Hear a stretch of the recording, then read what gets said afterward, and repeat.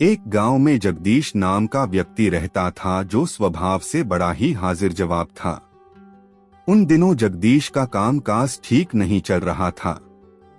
वह जैसे तैसे दिन काट रहा था। कई दिन तो ऐसे होते थे कि उसकी जेब में एक ठेला भी नहीं होता था। ऐसे में लोगों से पैसे उधार मांगकर वह अपना काम चलाता था। एक बार जरूरत पड़ने पर उसने अपने पड़ोसी से 500 रुपए उधार लिए। उधार चुकाने का वक्त मुकर्रर था, लेकिन वह मुकर्रर वक्त तक उधार चुका नहीं पाया। पड़ोसी कई बार जगदीश के घर पैसे मांगने आता, लेकिन जगदीश आजकल करता हुआ टालता जाता। आखिरकार तंग आकर एक दिन पड़ोसी ने जगदीश की शिकायत पुलिस थाने में कर दी। हवलदार ने घर आकर जगदीश को पुलिस थाने में हाजिर होने का हुक्म सुनाया। जगदीश दरोगा के सामने हाजिर हुआ। जगदीश, तुमने इस आदमी से 500 रुपए उधार लिए हैं? दरोगा ने जगदीश से पूछा। जी साहब, मैंने इससे 500 रुपए उधार लिए हैं, जगदीश बेफिक्री से बोला। तो तुम उधार क्यों नहीं चुकाते? दरोगा ने फिर से पूछा।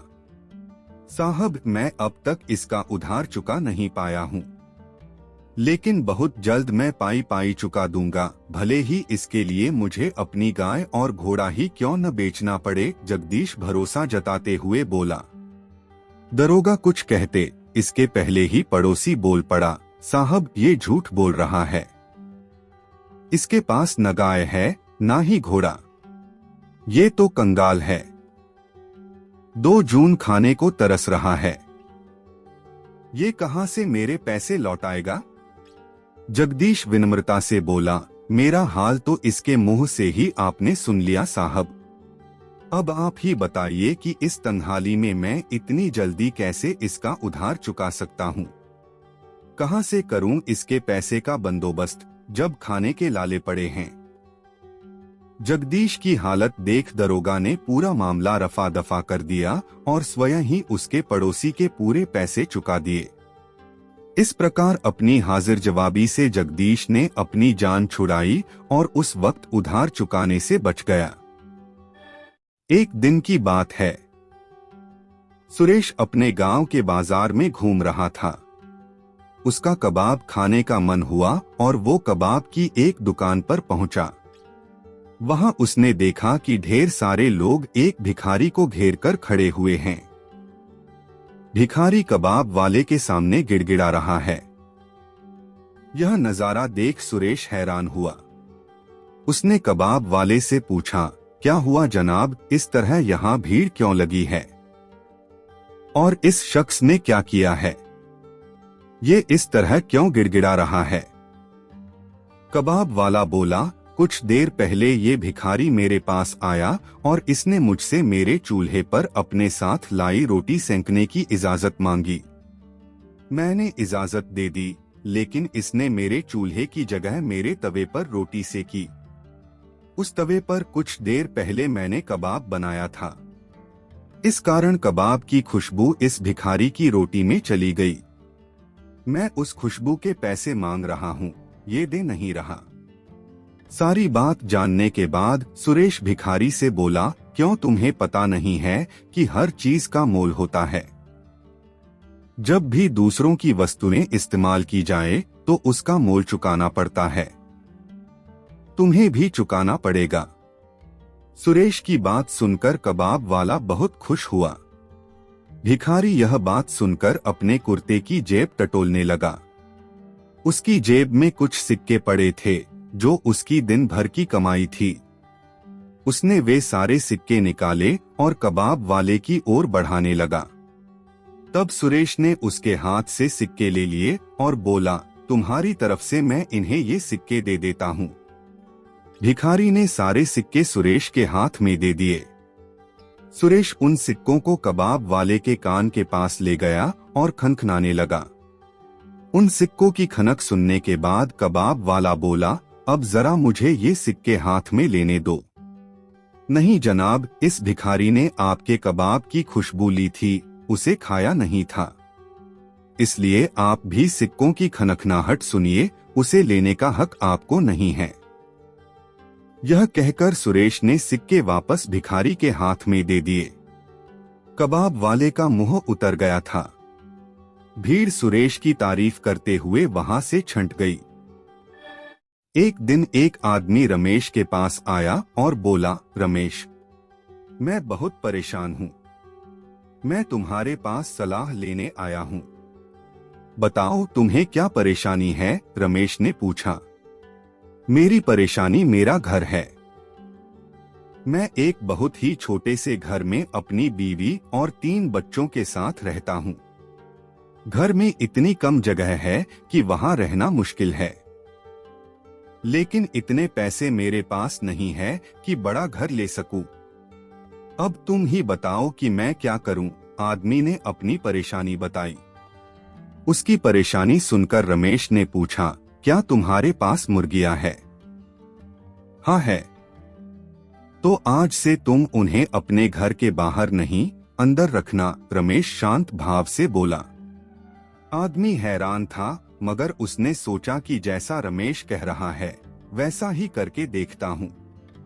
उस शाम घर पहुंचकर उसने सारी मुर्गियां घर के अंदर रख लीं। मुर्गियों के घर के अंदर आ जाने से उस छोटी जगह में उनका गुजारा और मुश्किल हो गया। 1-2 दिन किसी तरह बिताकर वह फिर रमेश के पास पहुंचा और बोला, रमेश, तुमने जैसा कहा वैसा मैंने किया। मुर्गियां घर में डाल लीं। लेकिन मुर्गियों के घर में आने के बाद तो और भी हाल बुरा है। बताओ अब मैं क्या करूं? रमेश ने फिर बड़ी शांति से पूछा, तुम्हारे घर में बकरियां हैं? हाँ है। तुम बकरियों को अब घर के अंदर ले जाओ। आदमी हैरान होकर रमेश को देखने लगा। जैसा कह रहा हूं वैसा करो, रमेश बोला। आदमी घर लौट आया और जैसा रमेश ने कहा था वैसा ही किया। सारी बकरियां घर के अंदर डाल ली। अब घर में और जगह न बची थी। सब के सब बहुत परेशान थे। कुछ दिन उसी तरह रहने के बाद आदमी फिर रमेश के पास पहुंचा और थोड़ा गुस्से में बोला, मेरा घर भर गया है। मुर्गे और बकरियों के कारण घर में रहना मुश्किल हो गया है। पांव रखने को भी जगह ना बची है।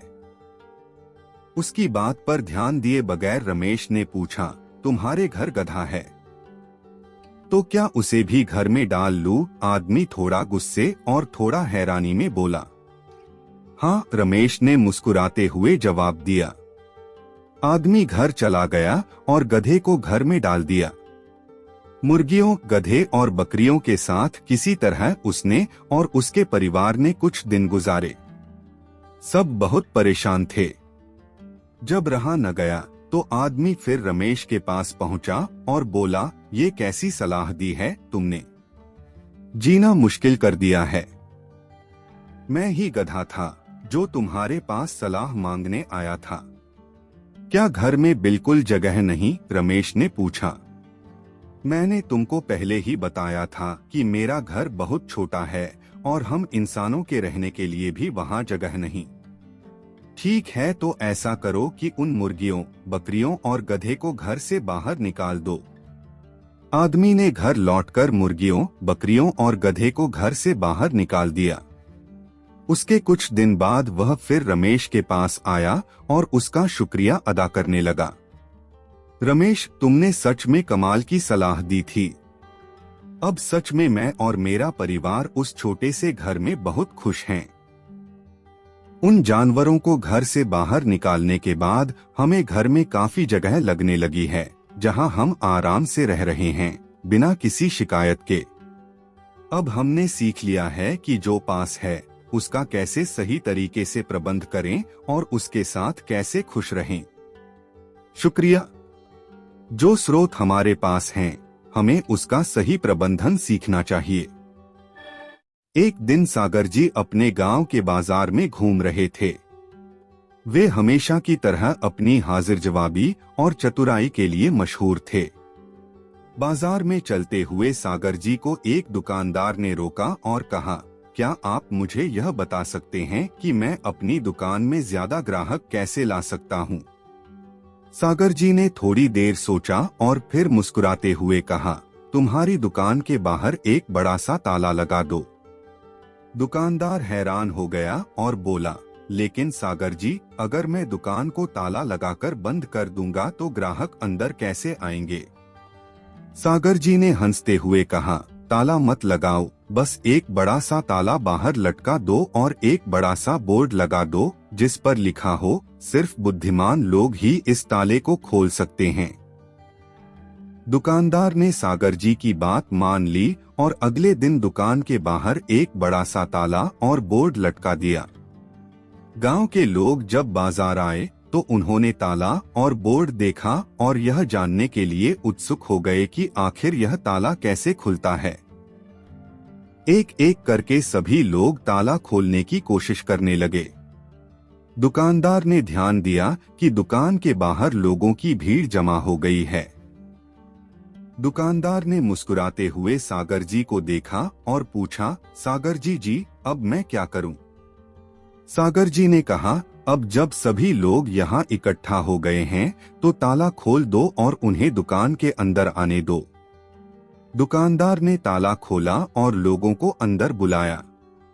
सभी लोग दुकानदार की बुद्धिमानी से प्रभावित हुए और उसकी दुकान से खरीदारी करने लगे। दुकान की बिक्री बढ़ गई और दुकानदार बहुत खुश हुआ। सागर जी ने मुस्कुराते हुए कहा, देखो, एक ताले और थोड़ी सी चालाकी ने तुम्हारी दुकान को कितना मशहूर कर दिया। हमेशा याद रखना, चतुराई और बुद्धिमानी से काम करने पर हर समस्या का हल निकल आता है। एक गांव में एक धोबी रहता था। उसके पास एक गधा था। गधा बहुत मेहनती था, इसलिए धोबी उसका बहुत ख्याल रखा करता था। धोबी के घर के पास ही एक संगीतकार का घर था। उसके घर से अक्सर गाने बजाने की आवाजें आया करती थी। गधा जब भी गाना सुनता तो सोचता कि काश वह भी गाना गा पाता। एक रात वह अस्तबल में सो रहा था। तभी उसके कानों में झींगुरों की आवाज पड़ी और उसकी नींद टूट गई। उसने सुना कि झींगुर गाना गा रहे हैं। उनका गाना सुनकर गधा उदास हो गया। उसे उदास देखकर एक झींगुर ने पूछा, गधे भाई, क्या बात है, तुम उदास क्यों नजर आ रहे हो?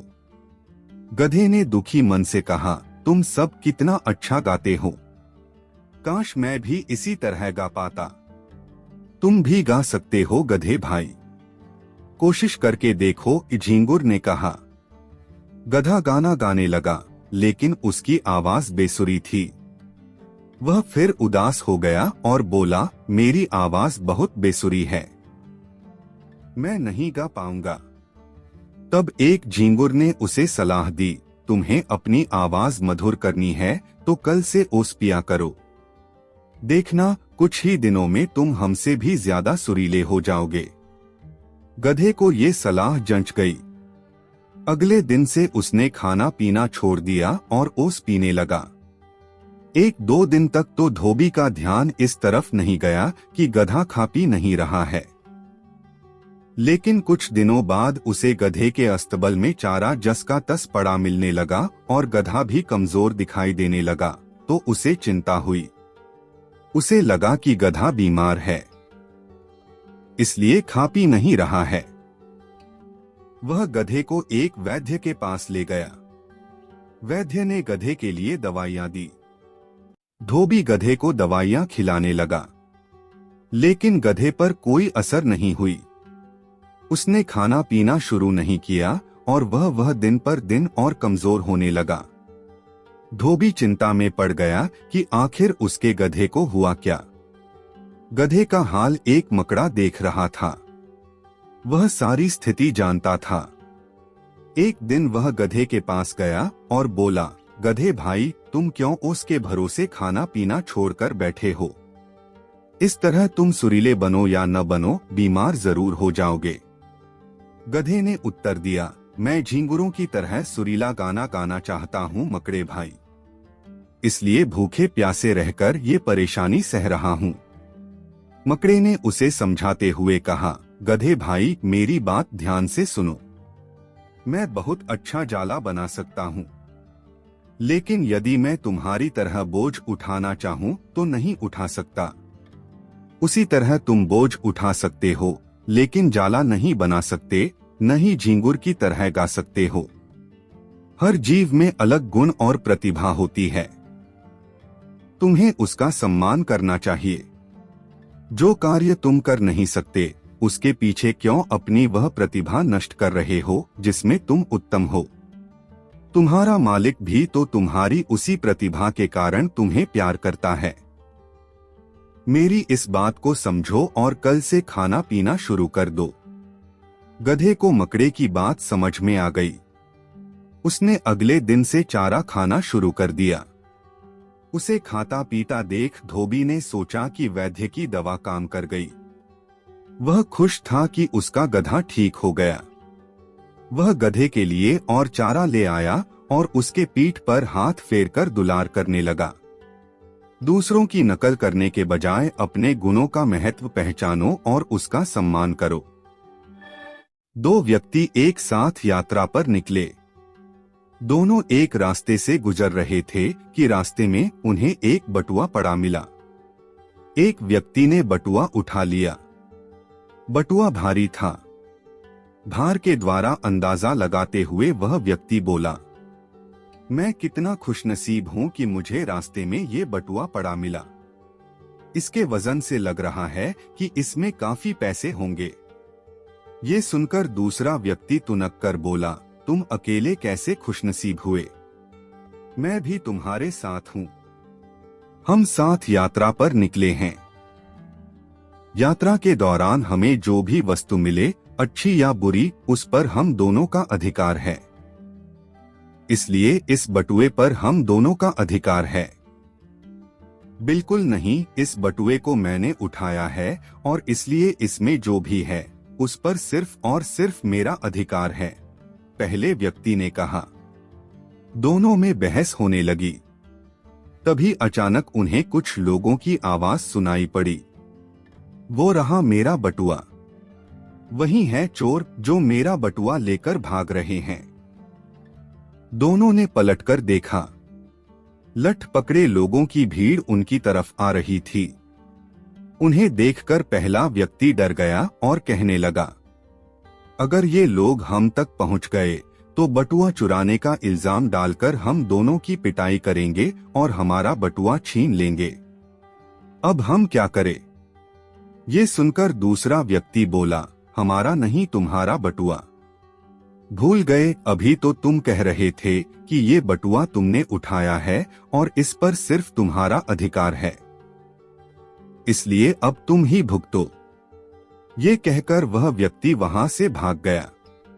लठ पकड़े लोगों ने आकर पहले व्यक्ति से बटुआ छीन लिया और उसकी धुनाई भी की।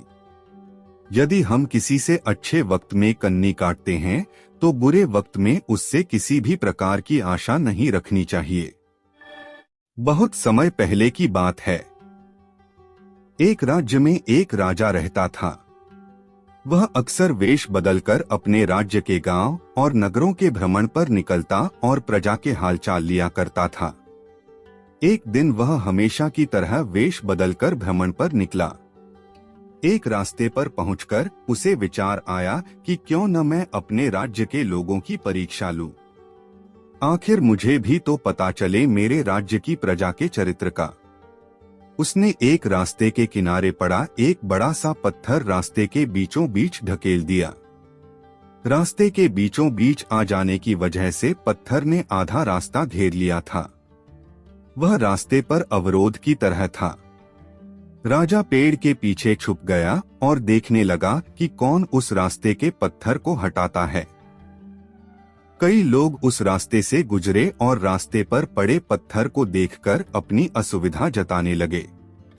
वे राजा की बुराइयां करते कि उसे प्रजा की परेशानियों का ध्यान नहीं है। रास्तों पर इस तरह बड़े बड़े पत्थर पड़े रहते हैं, लेकिन उन्हें हटाने की कोई व्यवस्था नहीं रहती। किंतु कोई भी उस पत्थर को वहां से हटाने का प्रयास नहीं करता। राजा छुपकर सारा हाल देख रहा था। कई घंटे बीत गए थे, किंतु किसी ने भी उस पत्थर को हटाने का प्रयास नहीं किया था। राजा दुखी हो गया कि उसके राज्य के लोग कितने स्वार्थी हैं, जो दूसरों की मिनमेख तो निकालते हैं पर खुद भलाई का कोई काम नहीं करते। वह स्वयं रास्ते पर पड़ा पत्थर हटाने के लिए आगे बढ़ा। तभी उसने देखा कि एक किसान पीठ पर धान की बोरी लादे आ रहा है। वह फिर पेड़ के पीछे छुप गया। उसने सोचा, इस व्यक्ति को देख लेता हूं। इसने भी पत्थर न हटाया तो मैं स्वयं हटा दूंगा। किसान पत्थर के पास पहुंचा और ठहर गया। उसने अपने पीठ की भारी बोरी किसी तरह उतारी और एक किनारे रख दी। फिर वह पत्थर के पास गया और उसे हटाने के लिए जोर लगाने लगा। किसी तरह उसने पत्थर रास्ते के किनारे सरका दिया और हाथ झाड़ता हुआ बुदबुदाया, अब इस पत्थर के कारण रास्ते से जाने वाले राहगीरों को कोई परेशानी नहीं होगी। वह अपनी बोरी उठाने के लिए बढ़ने लगा तो उसकी नजर एक पोटली पर पड़ी।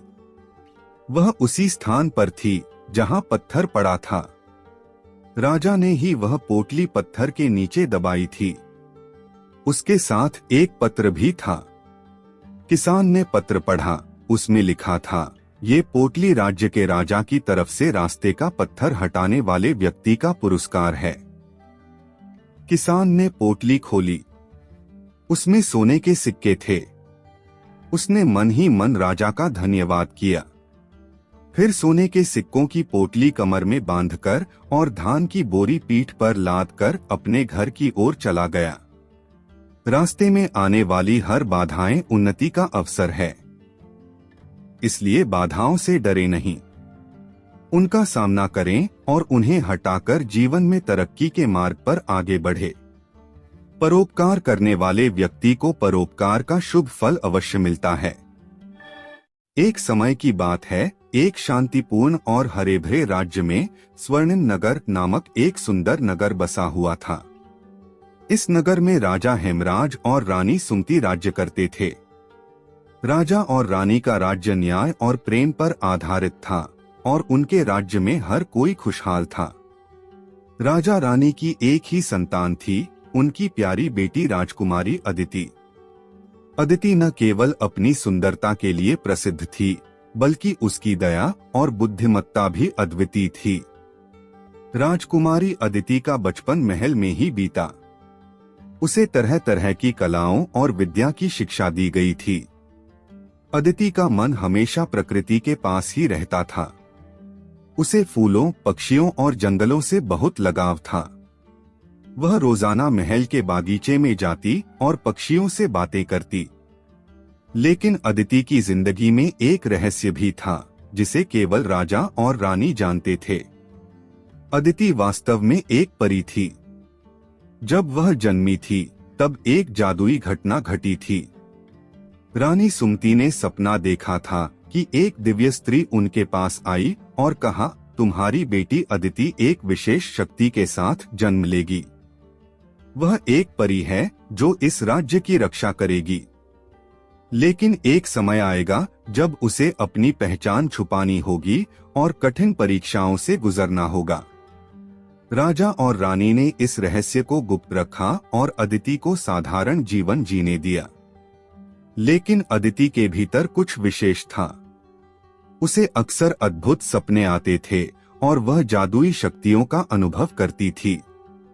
एक दिन अदिति के सामने एक वृद्ध साधु प्रकट हुए और उन्होंने कहा, राजकुमारी अदिति, समय आ गया है कि तुम अपनी असली पहचान को समझो और अपने राज्य की रक्षा के लिए तैयार हो जाओ। अदिति ने अपने माता पिता से इस बारे में बात की। राजा रानी ने उसे सारा सच बताया और कहा, प्रिय अदिति, तुम्हें अपनी परिशक्तियों का उपयोग करके राज्य की रक्षा करनी होगी। एक बड़ा संकट आने वाला है और केवल तुम ही इसे रोक सकती हो। अदिति ने साहसपूर्वक अपने माता पिता की बात मानी और अपनी शक्तियों का प्रयोग करने का निर्णय लिया। उसने साधु द्वारा दिए गए निर्देशों का पालन करते हुए जादुई मंत्रों का अभ्यास किया और अपनी शक्तियों को नियंत्रित करना सीखा। उसे पता चला कि उसकी परिशक्तियां न केवल उसे उड़ने की क्षमता देती हैं, बल्कि वह जादुई उपचार और सुरक्षा के मंत्र भी जानती है। कुछ ही दिनों बाद राज्य पर संकट के बादल मंडराने लगे। एक दुष्ट जादूगर, जिसके पास अत्यधिक शक्तियां थीं, स्वर्णिम नगर पर कब्जा करने की योजना बना रहा था।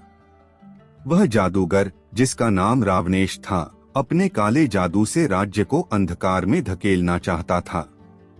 उसने अपनी सेना के साथ राज्य पर हमला कर दिया। उनकी सेना ने पूरी ताकत से मुकाबला किया, लेकिन रावणेश की शक्तियों के सामने वे कमजोर पड़ने लगे।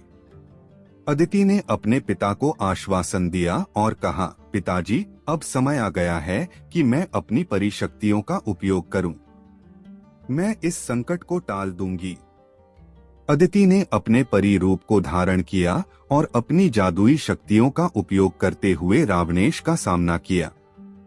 वह हवा में उड़ने लगी और अपनी चमकती हुई परी शक्तियों से रावणेश की काली शक्तियों का मुकाबला करने लगी। अदिति के हृदय में साहस और प्रेम था, जिसने उसे और भी अधिक शक्तिशाली बना दिया।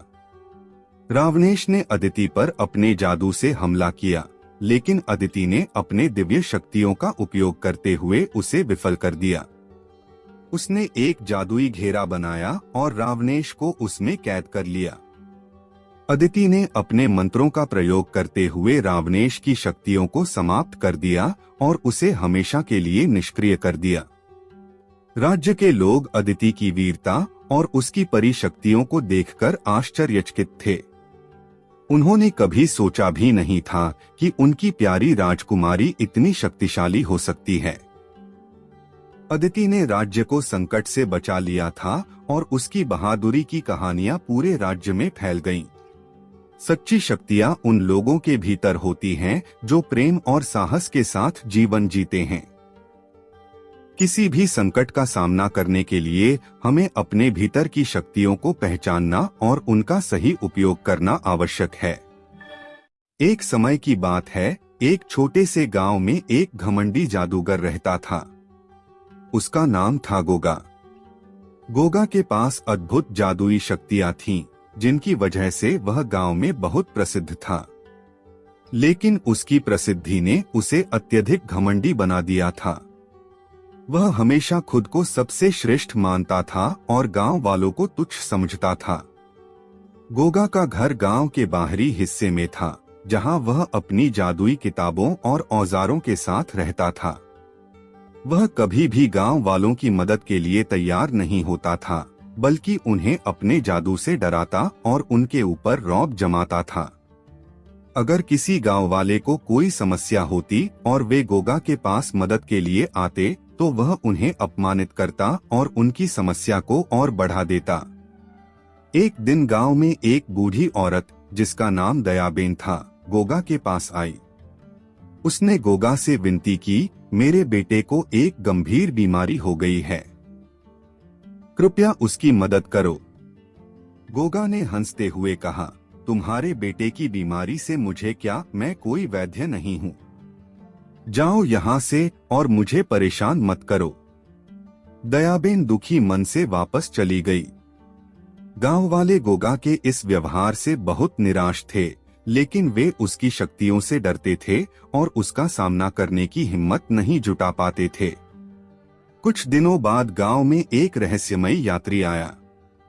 वह एक बुजुर्ग व्यक्ति था, जिसका नाम शुभंकर था। उसने गांव वालों से गोगा के बारे में सुना और उसके घमंड के बारे में जानकर दुखी हुआ। शुभंकर ने तय किया कि वह गोगा को सबक सिखाएगा। शुभंकर गोगा के घर गया और उसने दरवाजा खटखटाया। गोगा ने दरवाजा खोला और शुभंकर को देखकर पूछा, तुम कौन हो और यहाँ क्यों आए हो?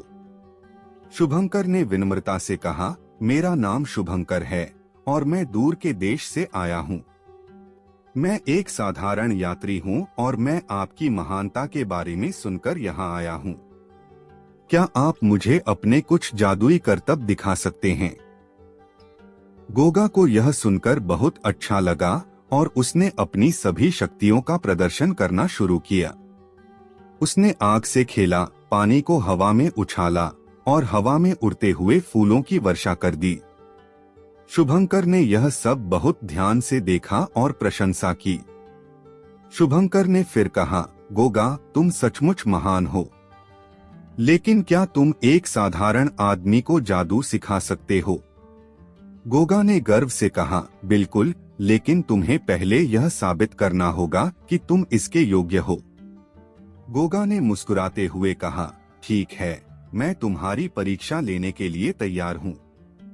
गोगा ने शुभंकर को एक कठिन पहेली दी और कहा, यदि तुम इस पहेली का हल निकाल सकते हो तो मैं तुम्हें जादू सिखाऊंगा। शुभंकर ने ध्यान से पहेली को सुना और थोड़ी देर में उसका समाधान कर दिया। गोगा यह देखकर हैरान रह गया, लेकिन उसने अपने घमंड को बरकरार रखते हुए कहा, ठीक है, अब मैं तुम्हें जादू सिखाऊंगा। गोगा ने शुभंकर को एक जादुई मंत्र सिखाया और कहा, अब इसे दोहराओ। शुभंकर ने मंत्र दोहराया, लेकिन कुछ भी नहीं हुआ। गोगा ने हंसते हुए कहा, तुम्हारे पास जादू करने की क्षमता नहीं है, तुम इसे कभी नहीं सीख सकते।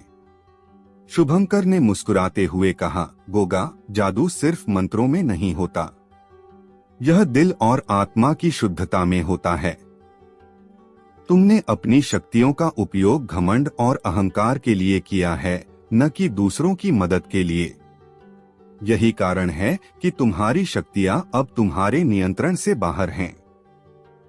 गोगा ने शुभंकर की बात को हल्के में लिया और उसे बाहर निकाल दिया।